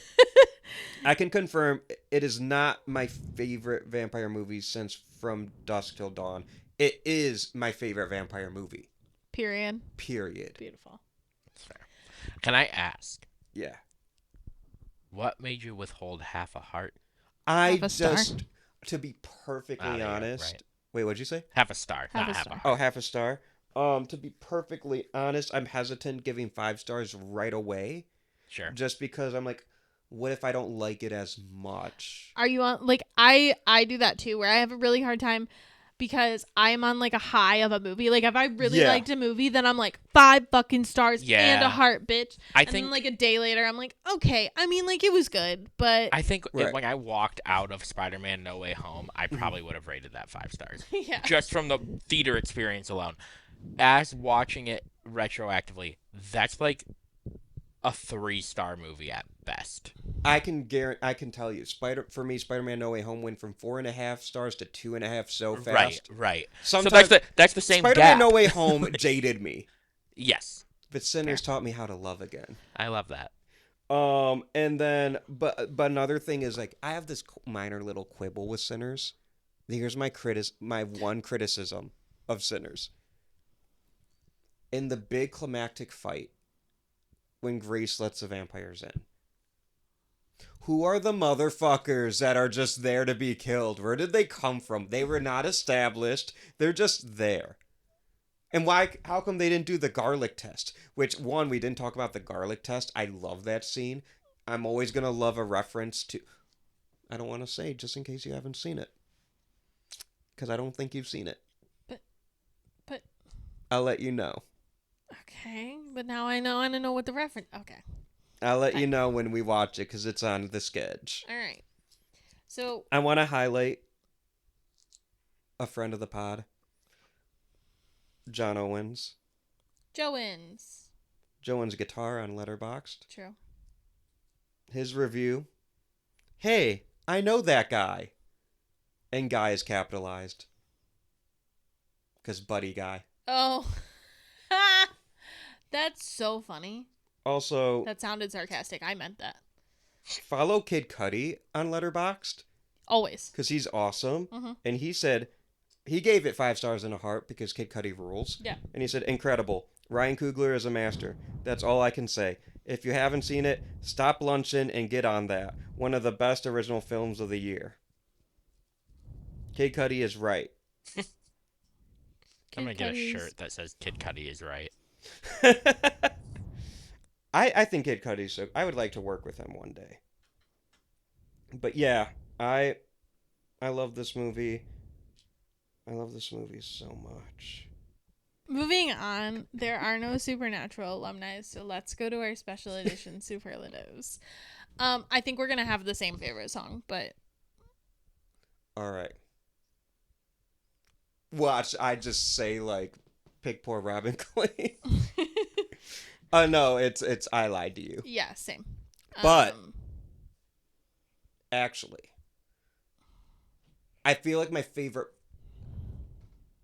I have a split. My favorite musical performance is I Lied to You, but my favorite song to listen to is Last Time I Seen the Sun. That's fair. That's a good point.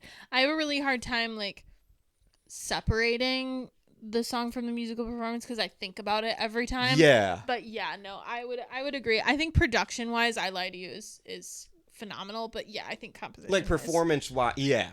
And just the shot and just the way it makes me feel when I think about it and when I watch it. But then I Lied to You, like, makes me tear up. Mm-hmm. No, not I Lied to You. But Last Time I Seen the Last Sun. Time I Seen the Sun, because last time I seen the sun, last time I seen my brother. Yeah. For just one moment, we was free. Oh, Was this musical featured on Glee? No. No, it was not. this did not exist at the only same because- time as Glee. Glee ended. I'm Yeah. sure they would have tried their best to do I Lied to You. Can you imagine? But like an all-white version. For some reason, the black characters would not be there at all. I just know it. Can you imagine? Don't you agree? Yeah, there's like 2 through the whole show. Well, that's fair. Can I imagine it? Yes, I can. Well, I was gonna say, can you imagine like Leah Michele doing, I don't know, Rocky Road to Dublin? Oh my god. It would be fucking Artie, the wheelchair kid, doing I Lied to You. And it would be about him lying to his parents about being able to walk or something. I don't know. Leah Michele doing it, lying to everyone that she could read. Ah, Fuck. What was your best kill? Ooh, there are some good ones. There are some very good ones. I kind of love when Grace kills Bo and herself in one moment. Mm-hmm. Like, she takes a stake right to him, but he catches her on fire, and they're just, and it's heart-wrenching, too, because, Yeah. but I think I'm going to say Delroy Lindo's character, where he sacrifices himself to buy time. Yeah, that's good. And then he uses, like, the bottle to, like, open up his arm, and it has that. Yeah. This movie has this, like, really thick blood. It's disgusting. It's goopy. I love goop, but it's... Yeah. It's just... it's like... Yeah. It's texture. Mm-hmm. I haven't seen blood quite like it. It's a little unnatural, and that's what makes it grosser. Mm-hmm. Ooh, I love it. Yeah, that's... I'm going to give it to Delroy Lindo. I think I'm gonna give it to Annie's death. I think it's like the most tragic kill because Yeah. not only obviously is it tragic for Smoke, but like Mary is like surprisingly Stack. Stack Yeah. are surprisingly devastated. Well, they here's what I love about these villains and Remick too. They genuinely want them to be all together. Yeah, they do. So what it's- kills them, is like their family's now forever separated. right? Yeah. Exactly. Mm-hmm. Like, yes, they're villains. They are vampires. Yes, but they legitimately wanted to be. It's Yeah, and that's what makes this movie good because it's not just like it's not black and white, right. for lack of a better term. Yeah. No pun intended. Okay, so we can't really do a modern day recasting of this one because it is a modern day recasting itself. However, I have. First of all, I don't think he could be replaced. Michael B. Jordan did a great job. Yeah. But if I were to recast Michael B. Jordan, I was thinking about this. Yahya Abdul-Mateen II. I like him. He plays the main character in our next week's. Well, not our next week's, but like the remake of our next week's. Okay, yeah. I was like, show. did I send you the wrong movie? No. But the remake of our next week's yes. show. Yes. I will say this. If this movie was made in a past time, I could see Denzel Washington doing a role like Smoke and Stack. Yeah. That would But be also Denzel Washington. well, right. Okay, Austin. Would you die? Yes. Okay. I want to be where the party is. They wouldn't have to do no tricks. They'd be like, hi. I'd be like, yes. Let's hang out. I want to do the Irish dancing, and I don't know how, but I'll know how when I'm a vampire. That's fair. I wouldn't think twice. Yes. Remick? Yes. Would you die? I'm gonna say no, and here's why. Because I'm not gonna be at the juke joint, right? Like, that's not happening. And also, the only two white people who get killed are because Remick gets invited in because he's like, hey, let me be racist to the Indians who raped my wife or whatever. Mm-hmm. And then they're like, yeah, we'll protect you from the Indians because we hate Indians. But I don't hate Indians. Yeah. And also, I'm not a KKK member. So yeah, I was about to say there are a lot more white people who die in this movie, but I don't think you're going to be part of that crowd. No. Those people, I would not be there that next morning. That would be their own business that I would not be a part of because... So you're not in this movie. I'm not racist. I wouldn't be in this movie. Well, no, I would be in the store on probably the white side of town watching everything go down from across the street. And that's called minding my business. And maybe that's not good because it doesn't feel like good allyship. But I don't know that I would know that the juke joint was going to be overtaken by vampires and KKK members. So that's hard to predict. So, if I knew, maybe, because I would like try to be supportive. Sure. But I don't know how much help I'd be. But if I didn't know, then yeah, no, I would not be in this movie. How about you, Jeremy? I would die. But I would be killed not by vampires. I would be killed by my friends because I would react so poorly to the garlic clove test that they would immediately suspect me of being a vampire and they would kill my ass. Here's the thing. Smoke waited. He did. Delroy Lindo. I would not recover as fast. He took like 30 minutes to recover. I need promise you guys I would to be killed. understand that I just think that those people who hesitated are such little bitches. It's not even funny. Hello? You're going to be like, but I don't like garlic. Oh, We're no. in a matter of life and death right now. I would not hesitate in the slightest to eat the garlic. I would then react so poorly to the garlic That's fair. that they I would be think you were suspected of a vampire. vampirism and I would be murdered. Yeah. I don't understand this. You don't like garlic? I love garlic, but you know me. That's I fair. can't eat a garlic clove and make a straight face. They'll kill my ass. That's fair. I just think here's the thing. I mean, yes, technically I would die, but in this scenario, it would be a good thing. You know why? Why? I just like to think that the vampires would recognize recognize me you as a friend. And I'm just happy to be invited.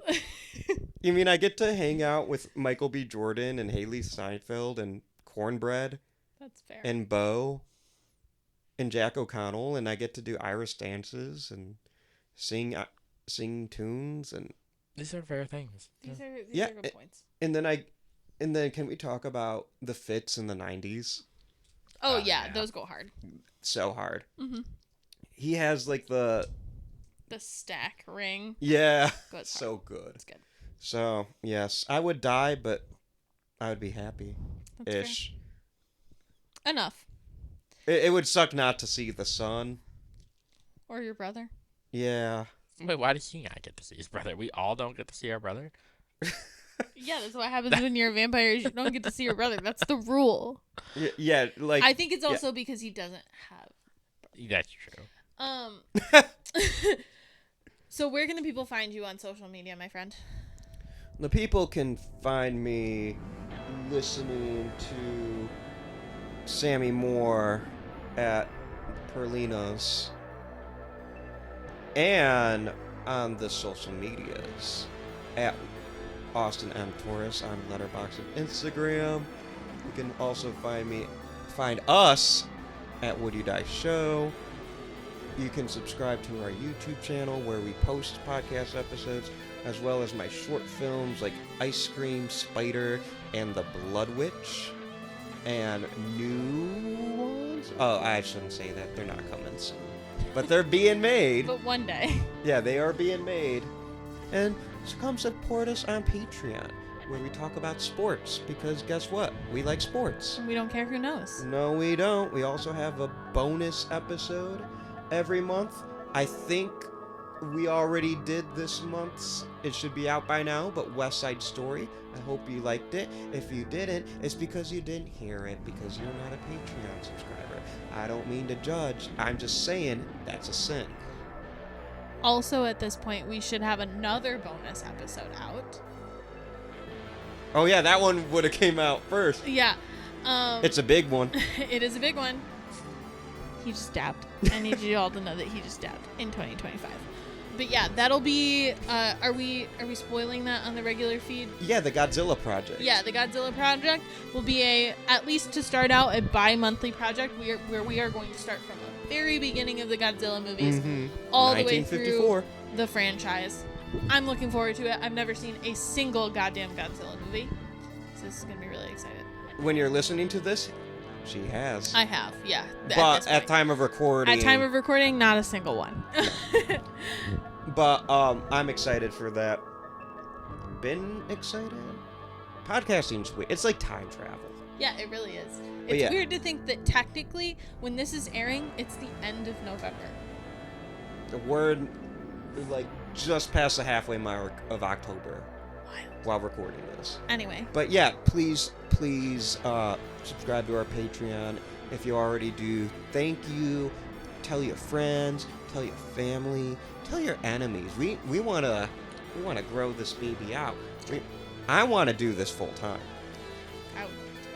So yeah, help us live our dreams and help our juke joint become a reality. Lisa, where can the people find you? The people can find me hanging outside of the juke joint at a respectable distance, just to watch and keep it safe. By myself. Don't know how. But you can also find me at Whimsawillow on Instagram. You can find me at Whimsawillow on Letterboxd. And you can find me at Whimsawillow on Substack. My blog launched last month. Pretty excited about it. Hopefully you like it. Where can the people find you, Jeremy? People can find me allowing the movie centers to transport me through space and time. You can also find me at Annually Funny pretty much across all social media platforms, including Letterboxd, Instagram, Twitter /X, and that's about it. Alright. Our production is done by Jeremy Lippitt. Our music at the beginning and end of every episode is done by Josie Palmer. Our graphics on our social medias are done by Alec Gibson at Crosshook Creative. Austin, we're entering a new month. You got a hint? So December is going to be really fucking fun because we compiled a series of films where there's a simple set of rules. Just don't break them. but these are horror movies. And people just, They can't help it. they can't help. You know what? I'm just going to say it. They fuck around and find out. Real. That is the theme of the month. Next week's episode, we actually alluded to it. Yes. It's going to be a big one for the pod. It's a big one for me. Just keep his name out your mouth. How are we gonna not say his name during the superlatives, Austin? Oh, we're going to die. But until then, I'm Austin Torres. And I'm Anneliese Petersburg. Try not to die.